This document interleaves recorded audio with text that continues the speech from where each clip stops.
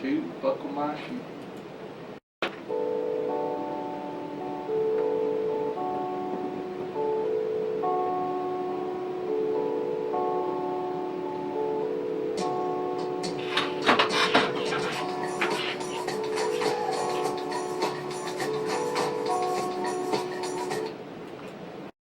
Hey!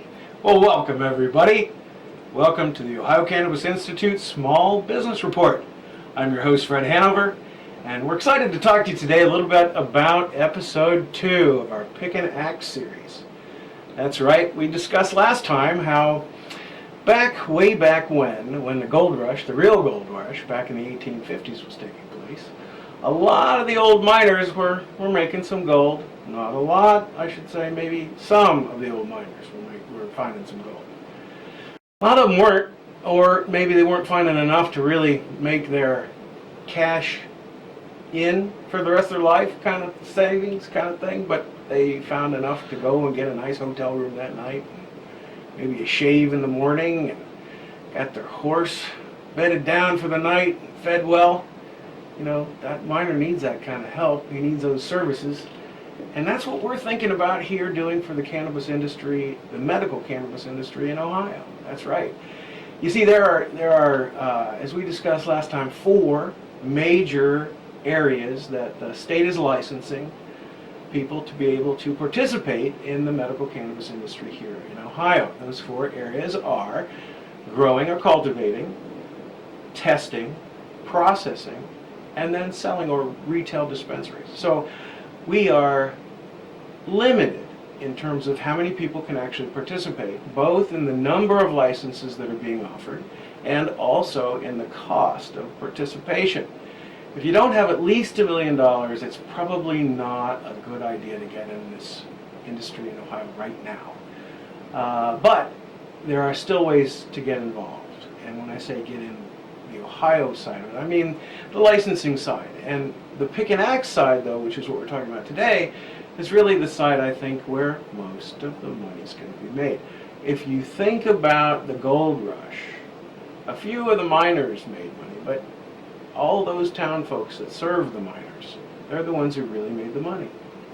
There's a company, a little guy actually, last name was Strauss, and another guy by the name of Levi. They invented a new pair of pants, and they were really durable. And the miners could take them out in the rocks and the mud and the muck and the water, and they would just hold up. Denim, Levi's, yeah, Levi Strauss came out of the gold rush. Then there was this catalog company. Are you kidding me? In the 1800s, how did you get delivery? Well, you know, there was the Pony Express. There were trains, right? And some very industrious people put all that together to be able to deliver things to you, right, the consumer. Well, that company today is called Sears and Roebuck. You had the general store, the hardware store, the livery, all these people serving the industry. Well, how does that translate to what we're doing in the cannabis industry today?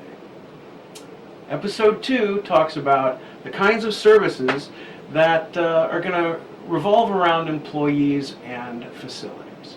So there are going to be needs for specialized employees in these facilities. Cultivators, people who understand how to dry, people who understand how to trim.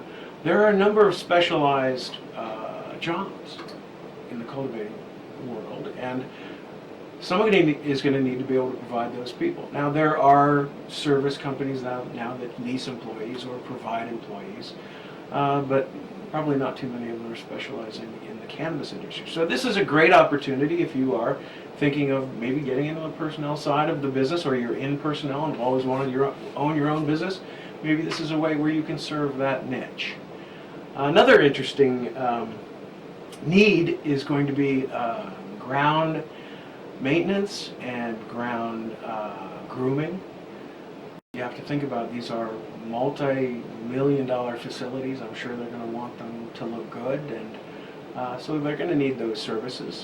They're also going to need very specialized building maintenance services, because you have maintenance and equipment that is specialized to this industry. And so if you have a certain kind of processing press, or if you have a certain kind of cultivating tool that is going to need some high levels of special maintenance and care, then you're going to need people to be able to provide that. If you have them on staff, they're significantly more expensive than if you use them when you need them, so those services will become very necessary. In addition, think about the vehicle side of it. They're going to have, depending upon what group you're in, if you're a cultivator, processor, what have you, a need to transport material, right? Transport the material from the cultivator to the testing lab, from the cultivator to the processor, from the processor to the to the dispensary, or the cultivator to the dispensary. So there are many types of delivery that are going to be needed, and those vehicles are going to need to be maintained, and upkeep is going to need to be done. So again, companies can specialize in that for this industry, because those vehicles are going to be special vehicles. They're going to be covert, they're going to be armored more than likely, and they'll need some special care. So wanted to give you a quick overview today of just these small areas to think about. And if you'll recall, our purpose is really just to spark your imagination. We want you to begin to think about how you can succeed in a business serving the medical cannabis industry in Ohio. So hopefully we've spurred on a couple of ideas that might spark some interest, or if not, we've still got a few more in the series that we're going to be discussing. So we look forward to seeing you next time, and as always, God bless you.